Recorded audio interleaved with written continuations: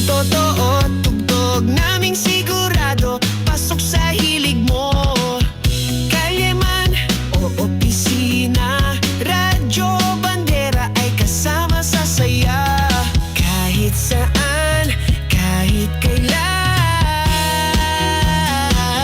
kabandera ka.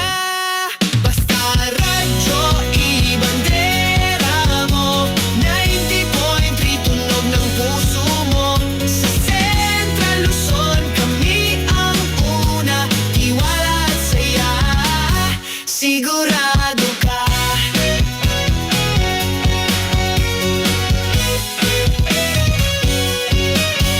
Sigaw ng masa, tinig ng bayan. Radyo Bandera, ikaw ang kaibigan. Basta radyo, ibandera mo. 90.3 tunog ng puso mo.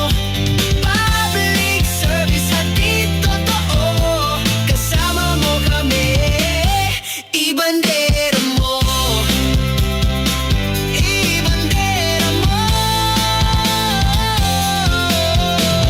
Radyo Bandera 90.3. This is Radyo Bandera, 90.3 FM, Central Luzon. Now, signing off.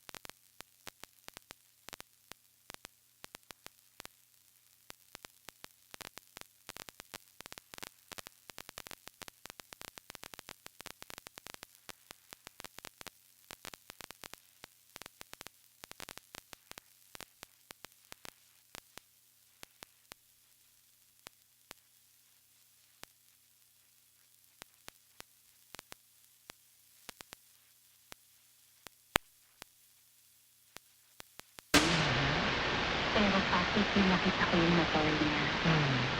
Yung motor niya, okay? So at 9 o'clock in the evening, pinasok ko yung hotel, I asked ang ginamit yung pag-ibig intelligence ko, no? Hindi ko na talaga, sir.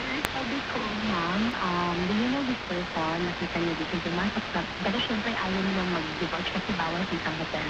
And I totally understand and respect the policy. So what I did, nilakad ko yung full weight, tingnan ko yung mga weight, pinakaramdaman ko. So 2, 3, 4, 5, 6, 7, 8. Ang first ko ginawa ko, pinaka ko yung black.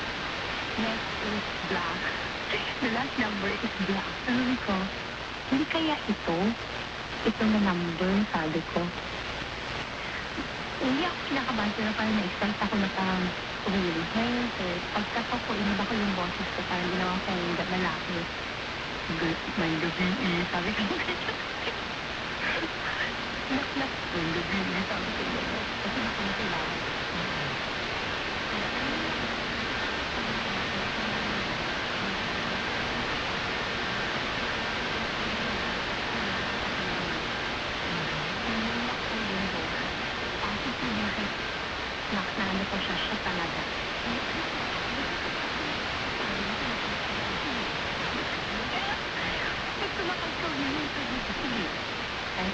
na po yung negative pagkakalumpay dito. Kasi medium lang talaga yung voice ko. Then, kailangan you have to, malabo yung mata ko sir, pero nahanap ko yung light. Pag open ko sa light, may babae siya kasama. Yes. Pero I treated the things, the event professionally.